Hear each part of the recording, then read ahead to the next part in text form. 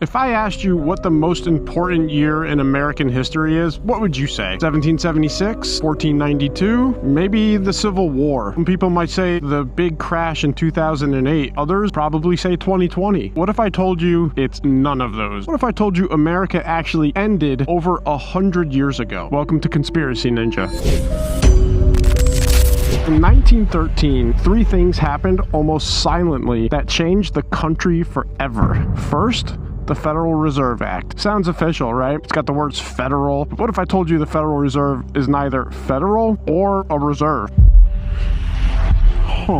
That's one of them slick naming things to confuse us, ain't it? Kind of like that dang old Patriot Act. The Patriot Act might be the most unpatriotic, anti-American act ever passed, but it was called the Patriot Act so that people were like, oh, you don't support the Patriot Act? Are you a communist? How dare you not support the Patriot Act? Are you not a patriot? When things are named like Save the World Forever Act, or This Will Make Everything So Good Act, or the Patriot Act, when they got an official name that sounds so good, that should be your first red flag. It's a cartel of private banks with the power to control the nation's money supply. That power used to lie within Congress. That legal act sealed the deal and set the framework to prepare for when the Federal Reserve would go online. Think about that. The Constitution gave Congress the power to coin and generate money, and in 1913, that power was basically handed over to unelected bankers. That seems more like a hostile takeover of the nation's wealth than anything else. The second major event that happened in 1913, the IRS and income tax. This one sucks. That same year, the 16th Amendment legalized federal income tax for the first time in history. Everyday Americans were tied directly to the federal government's pockets. You weren't just working for your family anymore. You were working for Washington and the federal government, and suddenly people were taxed on their labor. Before that, we did not pay tax on our labor.